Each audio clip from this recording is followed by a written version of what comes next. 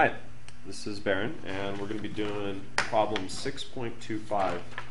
6.25 from chapter 6 is a question where you're trying to figure out in A, the energy of a single photon. And the formula for that is Planck's constant times your frequency. So, given information for this problem is actually in wavelength, which is 325 nanometers. So we have to actually convert this to frequency so that we can plug this number in there. So the first step is to get it to frequency. So we need to remember the formula for frequency and lambda, and of course the speed of light.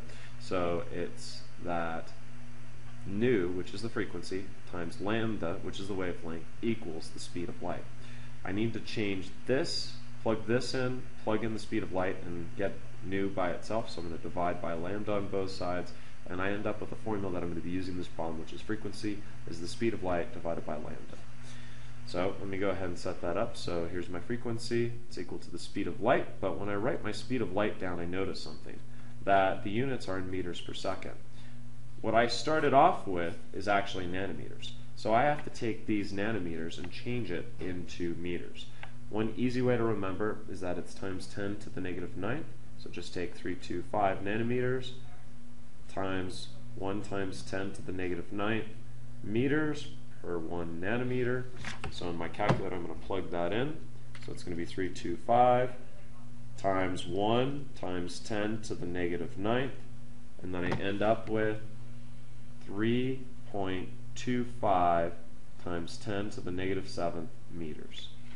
So I have to take speed of light divided by lambda, and I'll have my frequency. So I'm going to type in the speed of light, 3 times 10 to the 8th, divided by 3.25 times 10 to the negative 7th, and end up with a big number for my frequency, which is 9.23 times 10 to the 14th. Okay? Now, what I have to do is I have to take this number, which is my frequency, and I have to plug it into that original equation I had written out, which is the energy of a photon. So the energy of a photon is equal to Planck's constant. And Planck's constant, believe it or not, I do not have it entirely memorized. I believe it's 6.26 times 10 to the negative 34th.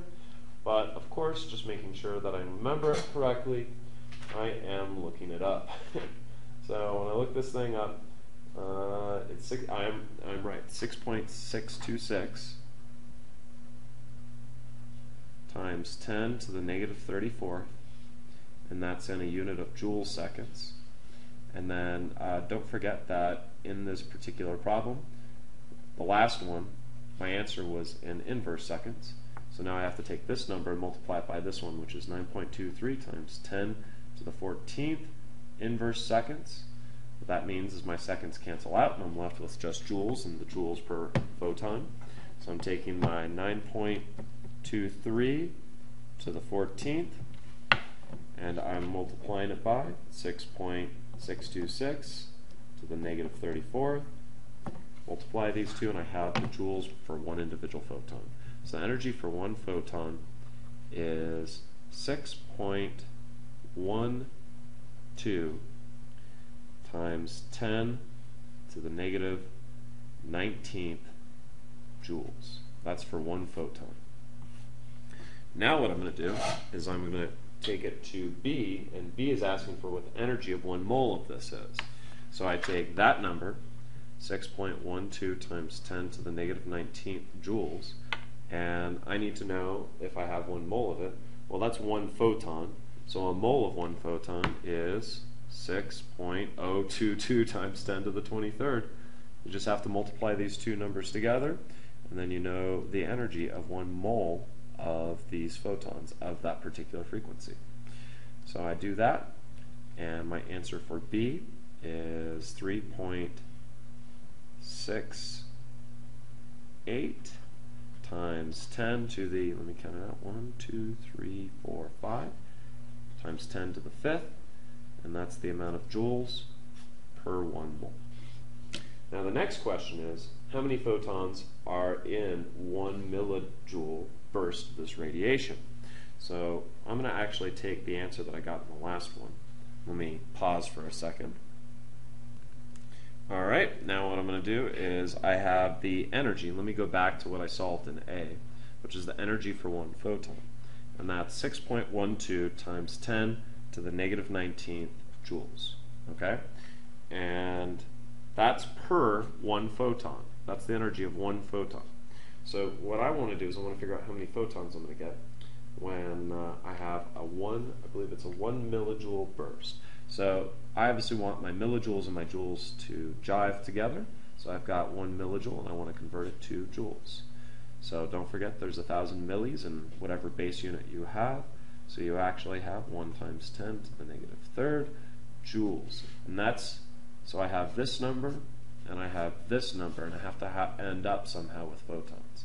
So if you look at it, you're going to want your joules to cancel out, and you're going to want to end up with photons. So if I take 1 times 10 to the negative third joules, and I treat this like a conversion factor, I want to get my answer in photons. So I want photons on top, I want joules on bottom, and my conversion factor is, like I said, this guy right here, because that's the amount of energy for a single photon. That's why I write subphoton there. So I'm going to put the 6.12 next to the joules, and then I'm going to write out one photon on top. So it's this number divided by that number, so it's 1 times 10 to the negative third divided by 6.12 to the negative 19th, and end up with a number of photons being 1.63 times 10 to the 15th photons. If you guys have any other questions, please let me know.